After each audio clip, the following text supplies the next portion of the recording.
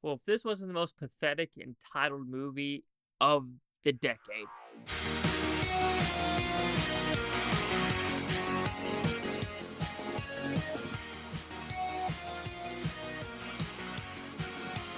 Chase Lee Hockey here with the Blue Futon reviewing How to Blow Up a Pipeline. What's about pretty simple premise. 8 or 7 little entitled bitches are like, we're gonna blow up a pipeline because my feelings are hurt.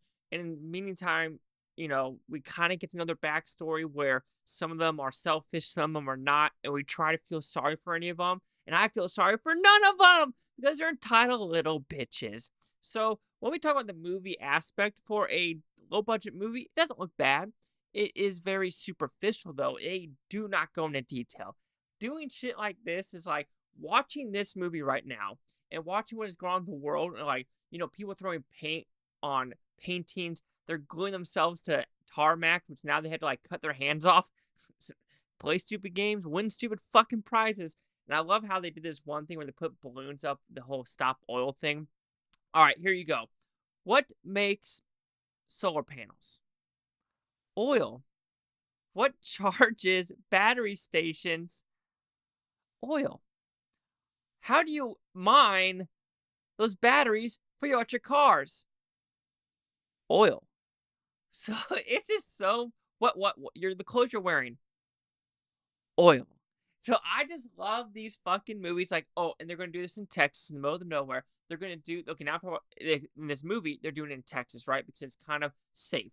Well, when their plan is this girl is supposed to turn this fucking wheel, and it magically makes everything go away. You think those long fucking pipes? You turn the wheel, and then 10 minutes later, there's absolutely nothing in the fucking pipes below or above the ground. This is where the filmmakers or the writers or just people involved have no. They don't care about the real world. They don't care about the ramifications. And this whole thing is like we start off with people like slashing people's tires of like, how dare you drive your CO2 emission car because now you gotta, oh wait, what do you gotta do now? You gotta buy more rubber tires. Have you seen tires burn or how you recycle tires? So there, and what are you gonna do? Oh, you got to tow that vehicle with a bigger vehicle and waste more oil. Like, the people are so fucking stupid. And then in this movie, it ends with something we put on a boat. You're literally destroying people's property. I'm sorry you're a little bitch. I'm sorry you are so fragile that you think you gotta destroy other people's shit because you live in Portland, Oregon, fucking miserable at the world, and you just wanna watch everything burn. I'm sorry. Go fucking kick rocks. Go drag a lake on some levels. So then when I go with some of these characters, there is one character who's finally like, look, what you're doing is not affecting the rich cats. They're affecting the poor people. But then that character kind of gets, just not even like shown. Like she should have been like, wait a minute. Yes, you might be blowing pipelines, but the people at top, they don't care. The people at the bottom, the gas prices are going to go up and it makes them even poorer. And what are you going to want them to do? Buy $130,000 electric vehicles, $70,000 electric vehicles that they still can't afford? And for charging stations that aren't really existent for people to travel for work. And people are like, oh, what about California? PG&E, half of the wildfires are because of them. And they don't have the electricity. Gavin Newsom, we don't want you to charge your cars from 4 to 7. Okay, so fuck me, right? When it comes to charging the car.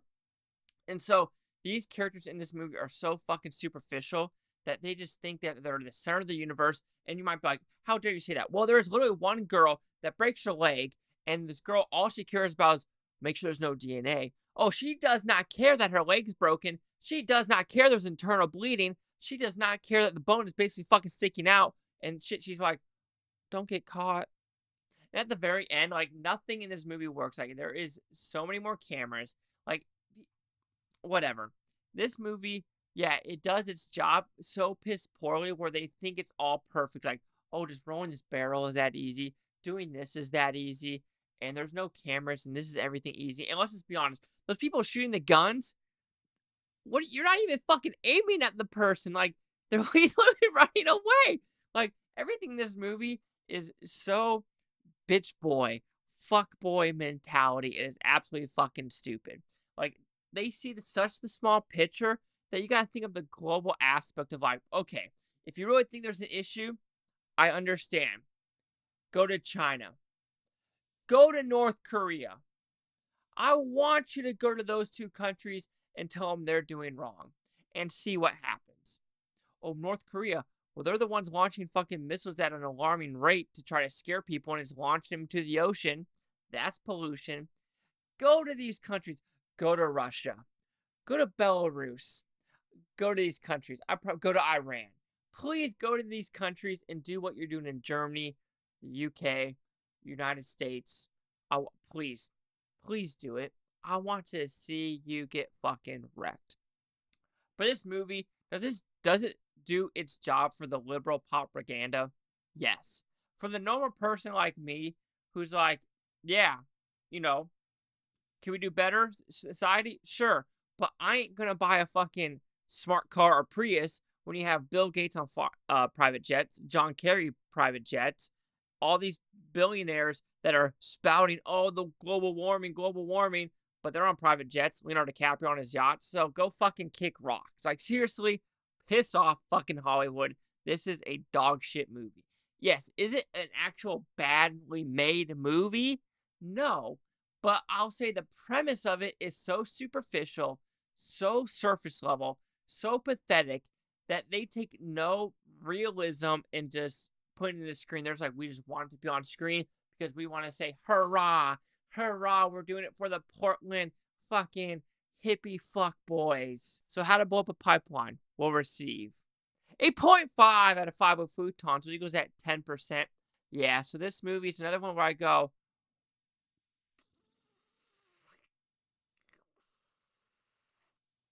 let's see what the Critics' Choice Scores gave this one.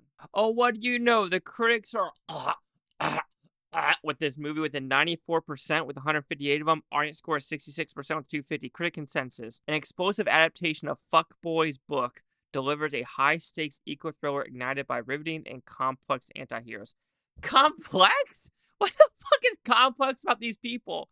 They're literally like, oh, half these things don't make sense. Like, oh, what's this complex? That you just want to run in Portland, Oregon. Oh, that's complex. Oh, we have this rich guy in college. That's complex. It's like, go fucking kick rocks. I'm curious about this. Who is the establishment? Like, everyone, who gave it a negative? Let's be honest. Let's see who gave it the negative, and I'll give them fucking props. We have 9 rotten. Movie Madness Podcast. I don't know. It looks like Spanish. Drinking the Movies, which gave it a 20 out of 100. Good fucking job. National Review, I do like Armine White. I like him. IndieWire, Truth Dig, The Daily Beast. Oh, Daily Beast. That's the first time I think I actually, agreed with him. But oh my gosh. This is, the progressives are literally of this movie. 10%, 66, 94, I think it was. Yeah, Chase Lukas here with the Blue Futon. Like, comment, subscribe. I don't think it's Futon Toby. Futon's able to have a great day. And like I said, I will try to watch every movie that I can. This is one of them. Like I said, I rented it for like $5.99 on Vudu. I'm renting like that, Outpost, Limbo. There's a couple of them I'm watching this weekend. We will see. For this one, top 10 worst movies of the year, bar none.